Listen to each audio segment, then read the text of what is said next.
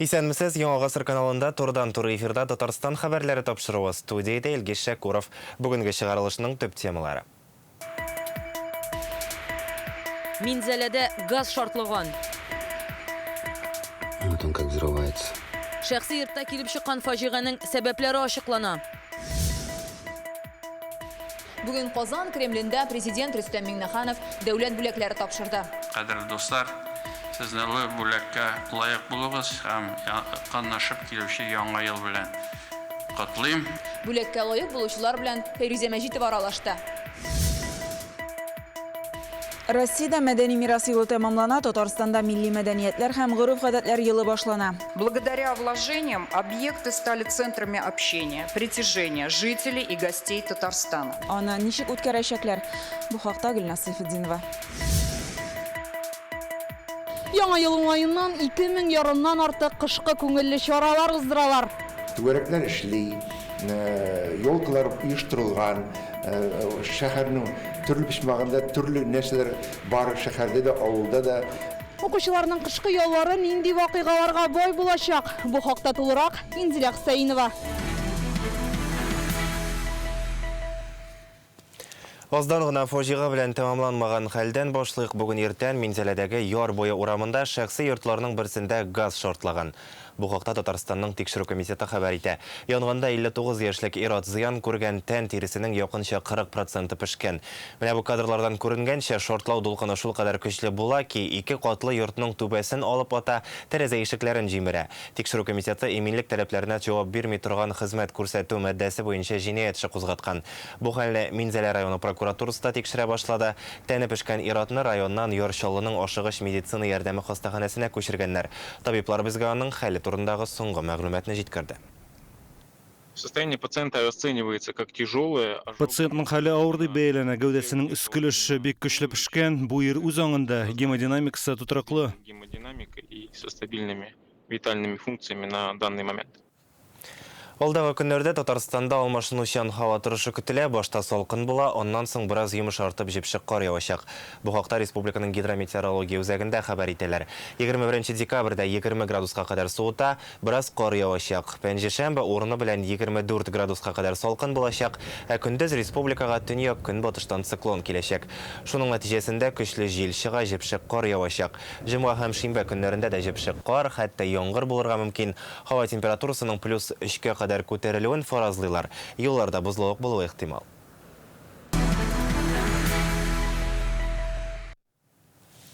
Алар республика горурлыгы. Бүген Казан Кремлендә президент Рөстәм Миңнеханов үз һөнәрләренең осталарына хезмәттәге казанышлары өчен дәүләт бүләкләре тапшырды.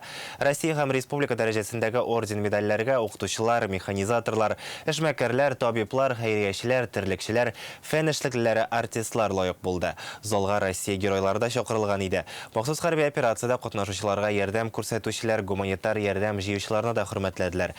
Тантанадан Фәйрүзә Мәҗитова.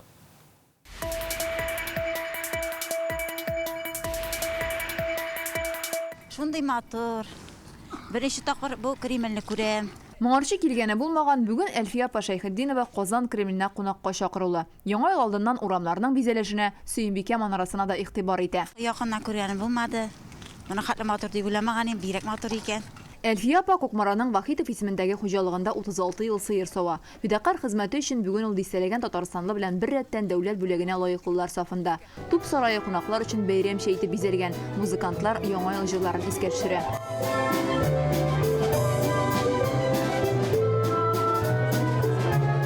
Татарстан Республикасы президенты Рөстәм Нургали улы Миңнеханов.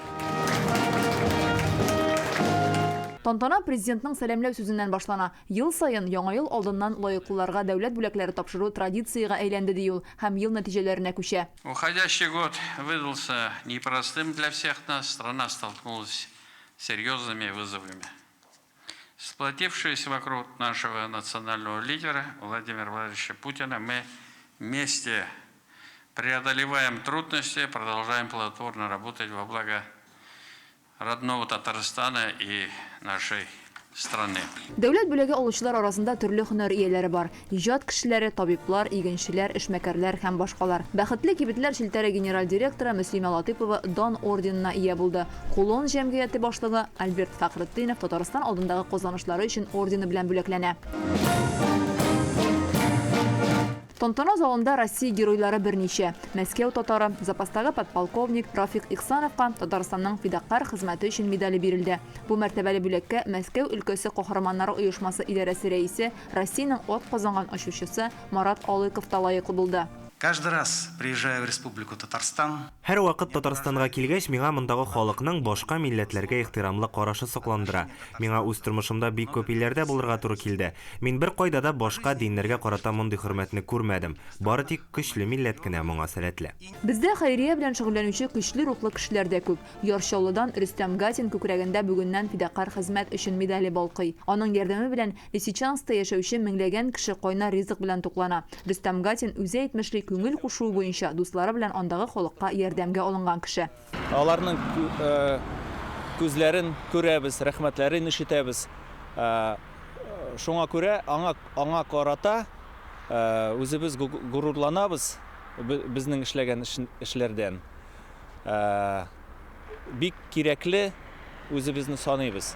Аларга карап. Бүген Рөстәм Миңнеханов шулай ук хәйрияче Яшел Үзәннән Алексей Чигаровны бүләкләде. Ул тимердән буржуйкалар ясап хәрбиләргә озата. Гуманитар ярдәм җыюдагы активлыгы өчен Мамадыштан Фәнил Гыйзатуллин фидакар хезмәт өчен медале алды. Без если булышалгыз, это уже хорошо.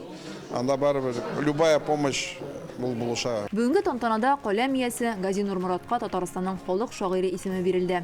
Бөек шагыйрьләр телендә уйлап, язып, иҗат итеп яши алу, ул безләргә иңдерелгән бер мәртәбәдер дип исәплим.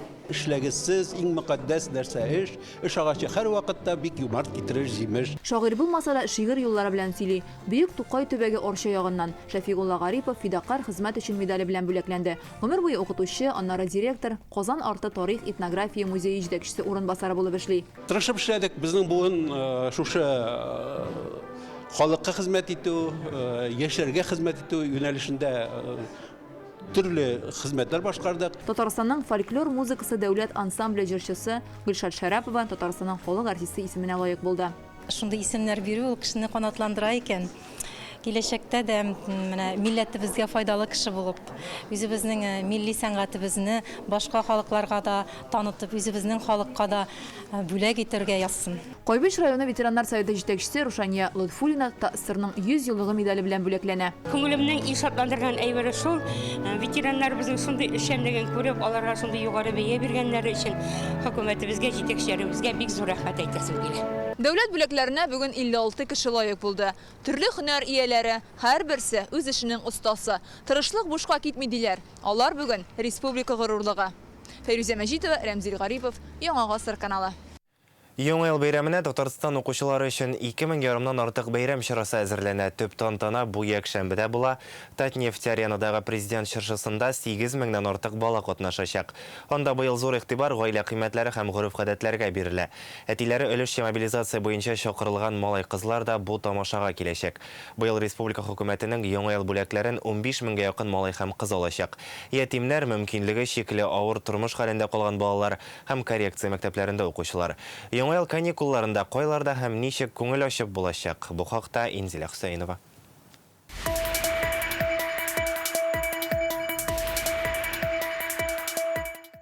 Быел Казан Кремлендә беренче мәртәбә менә шундый яңа чыршы да куйганнар. Ул 17 метр биеклектә, утлар, шарлар, уенчыклар барысы да яңа ел кәефен күтәрә. Якында гына менә шундый сәхнә дә оештырып куйганнар. Димәк, яңа ел кичендә Казан халкын җырлы биюле тамаша көтәчәк. Чыршыны 22 декабрьдә тантаналы төстә ачалар, 26-нан 28-нә кадәр монда «Высокие братья» дип аталган урам театры артистлары чыгыш ясый. Камал, Тинчурин һәм Әкият Курчак театрларында да балалар өчен яңа ел тамашалары әзерләнгән. 8000 ярымнан артык бала 25 декабрьдә башкалага республика чыршысына җыела. Ул Татнефть-аренада үтәчәк. Аерым игътибарны әтиләре мобилизация буенча чакырылган балаларга бирәбез ди оештыручылар. Зур игътибарыбыз бирергә тиеш менә шул балаларга. аларның мобилизацияда катнашучыларның гаиләләренә, аннан соң әйтергә кирәк, аларның монда тылда калгычларга дип әйтим инде. Шуңа күрә берсе дә читтә калмаячак. Монда проблема күренми. Һәрберсе аерым индивидуаль яктан якын килеп хәл ителәчәк. Йолкаларга алар чакырылалар, аларның исемлекләре бар, һәр район хакимияте үзләре беләләр, кемне, кайсы көнне, кайсы йолкага җибәрергә дип. Шуңа күрә монда проблемаларны мин күрмим. Традиционно дети, которые проявили себя в учебе. Һәр елдагыча спорт, мәдәният, сәнгать өлкәсендә уңышлары булган яхшы укучы балаларны җыябыз. Быелгы бәйрәм гаилә кыйммәтләренә багышлана. Ул кызыклы да, файдалы да булыр дип өметләнәбез. Күңелле чаралар башкалада гына түгел, Татарстан районнарында да узачак. Әйтик, Зия утрау шәһәрчегендә әкиятләр карарга, Тәтештә уха пешерергә өйрәнергә, Алабуга музей тыюлыгында төрле интерактив уеннарда күңел ачарга була. Кырлайдагы Кыш бабай резиденциясендә исә балаларны төрле әкият геройлары көтә. Музейга килүчеләр өчен иммерсив экскурсия оештырыла. Һәм гыйнварда Шүрәле трип дигән яңа ел әкияте күрсәтеләчәк. Алга таба музей базасында балалар өчен спектакльләр күрсәтү, яңа бәйгеләргә нигез салуды күздә тотыла. Казандагына кышкы ялларда саф һавада уза торган 170 мәдәният үзәкләрендә 400 чара планлаштырыла. Музейлар һәм мәктәп яны лагерьларында да яңа ел мөхите сизеләчәк. Республика районнарында да каникуллар дәвамында чыршылар янында күңел ачарга мөмкин була. Инзилә Хусаинова, Ләйсән Сәетова, Яңа гасыр каналы. Бүген Казан гаилә үзәге янында шәһәрнең төп чыршысы ачылды. Ул бу урында 4нче тапкыр бизәлә. Биеклеге 35 метр, 76 мең төсле утлар белән ялтырый. Кунаклар өчен артистлар һәм аниматорлар чыгыш ясады. Кар патша бикәсе өчен бүләк дип аталган әкияти тамаша да күрсәттеләр. Кыш да Кар фест дип аталган фестиваль да узды. Ландыш Нигъмәтҗанова, Болгар кызлары Игнат Изотов, Анастасия Макарова үзләренең җырларын бүләк итте. Чыршы янына 14нче гыйнварга хәтле көн сайын кичке 10га кадәр килергә була, 31 декабрьдә монда яңа елны каршыларга мөмкин. Концерт карадыгы бала нәрсәләр белән фоткаларга төштек. Бик ошады.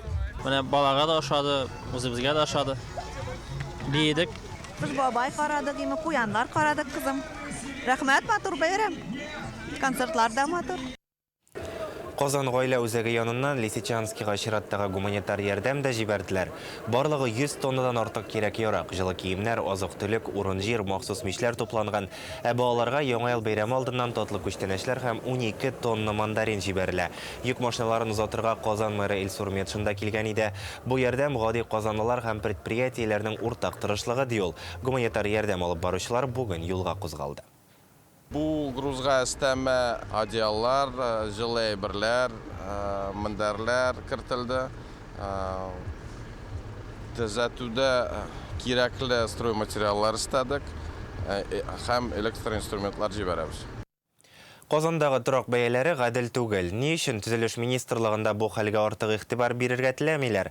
Әлеге тармакның башлыгының беренче урынбасары аңлатмасын Реальное время интернет газетасыннан укыгыз.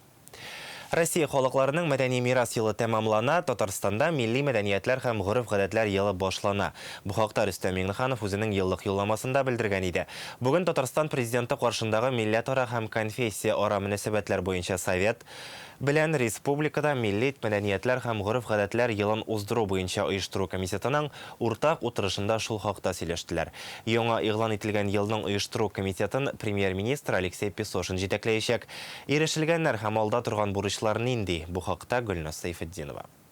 Фестивали, конкурсы, тематические форумы. Әлеге фильм Россия халыкларының мәдәни мирасы елында республикада башкарылган эшләр турында. Милли бәйрәмнәр генә дә дистәләгән. Сабантуй, Караван, Уяв, Симак, Гырынбыттан, Петрау, Валдашиняс һәм башкалар. Утырышта иң элек 2022 елга нәтиҗә ясыйлар. Материалы видеофильма, подготовленного коллегами ТНВ, продемонстрировали широкую палитру национальных праздников. 60-тан артык зур чара узган. Мәдәни мирас объектларының цифрлы паспорты булдырыла, мәдәният объектлары төзелә, ремонтлана, матди техник базасы ныгытыла. Благодаря вложениям объекты стали центрами общения. Бу объектлар очрашу, аралашу урынына әйләнде. Инфраструктура үзгәрешләре яшәүчеләр тарафыннан уңай бәяләнә. Шул ук вакытта мәдәният учреждениеләрен инвалидлар өчен уңайлы итү проблемасы кала. Айруча да начар ишетүчеләр өчен Бу киләсе елга хәл ителәсе мәсьәләләрнең берсе.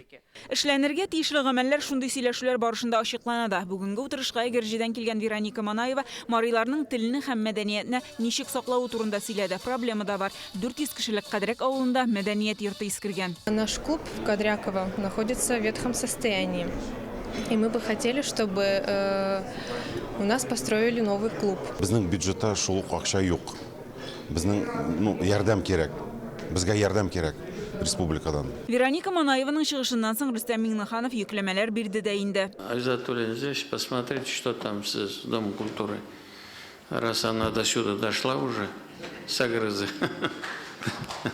Надо ее поддержать. Утырышта төрле район вәкилләре үзләрендә мәдәни мирасны, төрле халыкларның гореф-гадәтләрен саклау буенча башкарылган эш турында сөйләде. При поддержке Министерства культуры состоялся фестиваль дружбы Республик Татарстан, Марий Эл, Чувашия, Треугольник или Ишпичмак дружбы. Фольклорный фестиваль Куш-Капка Уэн-Нары, воссозданный из рассказов старожилов наших сел, прошел в 5-й раз и снова порадовал участников своим особым самобытным колоритом. Чыгышлардан кемдер үзе өчен тәҗрибә ала, нәтиҗә чыгара. Все понимаем, что Быелның февральнан котлаулы шартларда эшләвегезне аңлыйбыз. Күп конфессияле һәм күп милләтле Татарстан халкы безнең ватандашлар хәрбиләргә берләшеп ярдәм күрсәтә. Бу дәүләт органнары һәм иҗтимагый оешмаларның бергә нәтиҗәле эшләвен дәлилли. Республикада милли мәдәниятләр һәм гореф-гадәтләр елын уздыру буенча төп бурычларны Рөстәм Миңнеханов билгеләде. Год национальных культур и традиций особо меня следует уделить языкам. Устному народному творчеству, народным художественным промыслом, традициями и обычаями. Это каждодневная работа. Это в том числе и работа семьи. Самаренкин здесь, вот, чувашский язык тоже. Нет, на самом деле, если не мы, кто? Есть риск утраты исконных подходов ко многим традициям. Не только риск, мы уже много что потеряли, сейчас понемножку восстанавливаем. Киләсе елда республикада йөзләп зур чара үткәргән ниятлиләр. Кайда, кайчан нәрсә булачагы аерым программага язылган, андый планны районнарда да булдырырга тиешләр. Дини, иҗтимагый оешмалар да бу эштә актив катнашырга тиеш. Гөлназ Сайфетдинова, Игорь Романов, Яңа Гасыр каналы. Ознакайда өлкәннәр өчен аралашу үзәге ачылды. Андый урын республикада юк иде әле һәм бу үзәкне Россия пенсия фондының пилот проекты буенча булдырганнар. Республикада хәзер һәр 4нче кеше пенсия яшендә. Бу 914 меңнән артык кеше дигән сүз.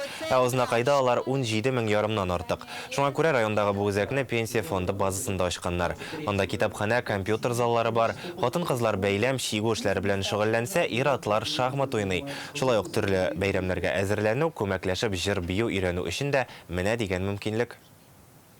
Ознакайда шундый үзәк бүген ачтык. Бергәләп үзебезнең пенсионерларыбызга, үзебезнең ветераннарыбызга монда инде рәхәтләнеп сөйләшергә була, аралашырга була, шахмат уйнарга була, җырлап утырырга була. Монда инде менә мөмкинлекләр бар, урыннар бар. Безнең монда килү безнең өчен бик зур шатлык булып тора. Менә монда без бәйрәмнәр дә бәйлибез, менә бәйләп тә утыралар. 3 меңнән артык носкилар әле безнең мобилизацияләнгән иптәшләргә Казанга җибәрелде. Шигүләр шигәбез. Бүген узак еллар Минзәлә театрын җитәкләгән Роберт Шәймәрдановны соңгы юлга озаттылар. Бер айдан аңа 60 яшь тулган булыр иде. Татарстанның атказанган мәдәният хезмәткәре Марсель Сәлимҗанов исемендәге премия лауреаты 2014 елда ватан алдындагы казанышлары өчен 2нче дәрәҗә орден белән бүләкләнгән була. Роберт Шәймәрданов гомеренең яртысын Минзәлә театрына багышлый. 28 ел аның директоры булып эшли. Театр үсешенә зур өлеш керткән шәхес. Яңа биналы булулары, матди техник базаның яхшыруы да менә ул хезмәт куйган елларга туры килә. Ул тынгысыз, улы йөрәкле җитәкче, театрга гашыйк кеше иде диләр. Булсын дип декорациялар табу юлын эзләп, шул ук вакытта кайткан елны 92нче елда ул 5 машина кайтарды. Ул татар театрларында ул беренче хәл була шундый. Артистның дәрәҗәсен, театрның дәрәҗәсен күтәрергә, артистларны дан җырларга бик тырышып йөрде. Һәм ул үзенең куйган максатларына ирешеп китте. Кешелекле булганга күрә инде ул бик күп эшләр майтарып китте ул. Ул юморлы кеше иде ул. Кызык яратадыр ул, кызык сөйли торган иде ул. Аннан соң ул театрны бик яратты. Һәрбер спектакльне карап бәһа бирәдер.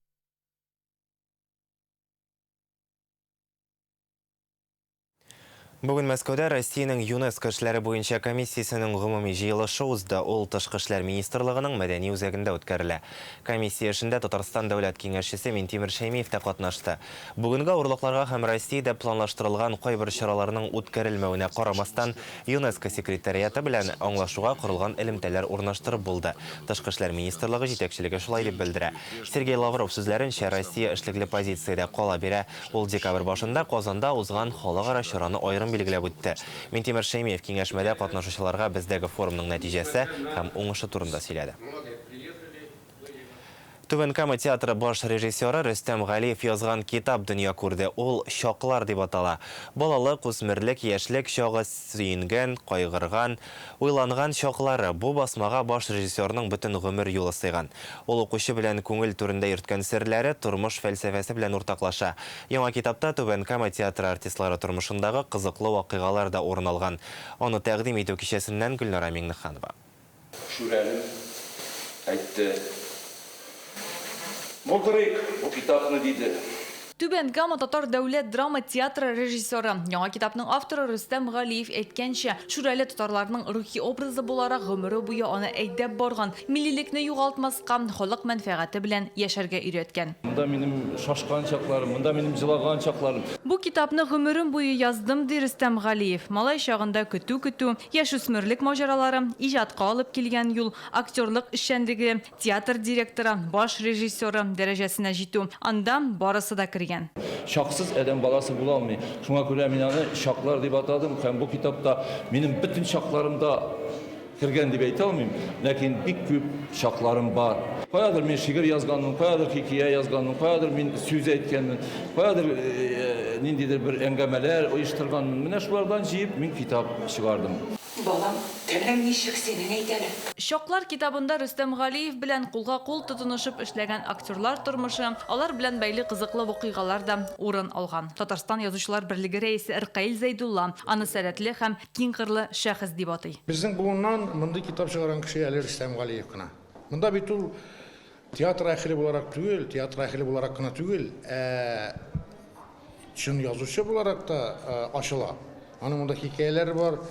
Non-fiction дип әйтик, менә булган хәлләргә нигезләнгән әдәби әсәрләр. Моңа кадәр үз китабын Камал театрының баш режиссеры Фәрит Бикшәнтәев тә язган була. Ул да иҗатташ дустына уңышлар теләде. Син үзеңчә уйлыйсың, син ниндидер аерым шәхес синең китабыңда менә тыңлап утырам, монда чыгып укыйлар артистларың, гаҗәеп. Син шагыйрь дә, син философ да. Аның хезмәте дә, аның инде коллективы да, аның инде ясаган тамашалар да, әлбәттә алар инде чыннан да зур бүләк һәм инде зур хезмәт. Ул бик киң йөрәкле, үзенчәлекле һәм үз юлы белән бара торган кеше. Китапны тәкъдим итү тантанасында милли җырлар яңгырады, театр репертуарындагы спектакльләрдән үзекләр күрсәтелде. Түбән Камадан Гөлнара Миңнеханова, Александр Лихачев, Яңа гасыр каналы. Русча сөйләшәләр, татарча моңланалар. Алабуга студентлары Анна Павлова белән Николай Сафонов үзенчәлекле дуэт булдырганнар. Хәзер татарча җырлыйлар. Икесе дә Алабуганың мәдәният һәм сәнгать көллиятендә белем ала. Татарча җырлары аларның әлегә беренче иҗат җимеше, әмма соңгысы түгел диләр.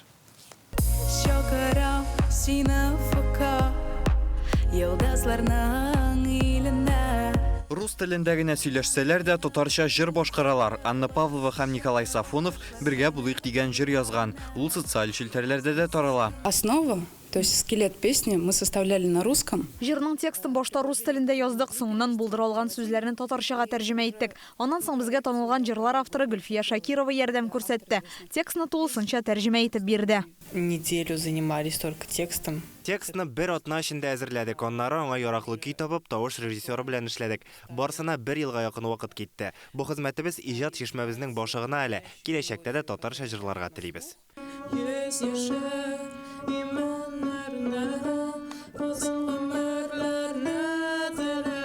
Дуэтларын рус кешесе татарча дип атаганнар. Безнең милләт җыр биюләре белән инде күптәннән кызыксыналар. Татарском я хорошо понимаю. Татар телен яхшы аңлыйм, әмма сөйләшә белмим. Мәктәптә укыганда ук татарча җырлар башкарганым бар. Песню в поддержку матерям. Хәзер балалары махсус хәрби операциягә киткән әниләргә багышлап җыр язарга ниятлибез. Туган як, шыршы кебек хитларны кабатлап башкарасыбыз килә. Көллият директоры да безгә булыша, төрле җырлар тәкъдим итә. Бергә булыйк дигән татар телендәге беренче җырларына Анна белән Николай хәзер клип төшерергә тели. Алабугадан Рүзәл Шарипов, Гөлнара Салихова, Айрат Шигалләмов, Яңа гасыр каналы.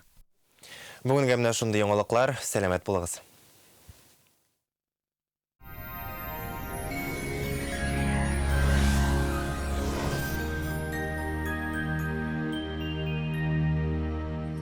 Исәнмесез, эфирда һава торышы чыгарылышым. Яндекс погода мәгълүматы буенча көньяк көнчыгышта Бөгелмә Баулы Азнакай Әлмәттә аязучан болытлы һава, кар явачак, 8 градус салкын. Төньяк көнчыгышта Түбән Кама Яршалы Алабугада болытлы явым-төшемнәр, температура 12 градус. Төньяктан Актаныш Әгерҗе Менделеевскида болытлы кар явачак, 16 градуска кадәр суыта. Төньяк көнбатыштан Арча Кукмара Балтачта явым-төшемнәр, температура 12 градус. Көньяк көнбатыштан Болгарбай Чүпрәлдә аязучан болытлы һава, кар явачак, 8 градус салкын. Чистая Нурлатма Мамадышта болытлы, шулай ук явым-төшемнәр көтелә, 10 градус салкын. Юлларда бозлау һәм кар көртләре зинһар өчен сак булыгыз. Айверс банкы сезне якынлашып килүче яңа 2023 ел белән котлый. Яңа ел сезне мәхәббәт, яхшылыкка төрсен, мөгъҗизалы мизгелләр, яхшы хәбәрләр, куанычлы вакыйгалар бүләк итсен. Үзегезне һәм якыннарыгызны саклагыз. Новый год – это время исполнения желаний. Дедушка Мороз, подари мне на Новый год настоящего друга. Каждому в Новый год нужно верить в чудо, и оно непременно произойдет. Банк Аверс. Надежность имеет традиции. Санчи бүтін организмның эшчәнлегенә оңай йогынты ясый, энергия бирә, йокыны яхшырта, баш авыртуларын, хроник авыруны бетерә, кәефне күтәрә. Санчиның файдасы гасырлар белән сыналган, юкка гына аны Кытай медицинасының хәзинәсе димиләр. 20 декабрь көнне Фармленд аптекаларында Санчига 20% ташлама. Телефон 8927 236 71 75, сайты sanchi.rf. Мәркәзебез Казанда аязучан болытлы һава, кар явачак. Температура көндез 6-8 градус салкын. Җил төньяктан уртача тизлектә. Атмосфера басымы төркемеш баганасының 761 мм тәшкил итә. Һаваның чагыштырмача дымлылыгы 88%. Җирнең магнит кыры тыныч. Сезнең өчен яңа бер мәгълүмат. Айгөл Усманованың кейтеринги ул бер кеше өчен 500 сумнан башланучы тәмле хәләл меню. Завоклы такталарда әзер аш-суны матур итеп төзү, хәтта чарага 2 сәгать калып әзерләп, барысын да сезнең өстәлегезгә китереп бирәчәкләр. Изысканный ресторан у вас дома, в офисе и даже на даче. Кейтеринг Айгуль Усмановой. Вкусное халяль-меню с красивой подачей. Берем заказы даже за 2 часа до прихода гостей. Звоните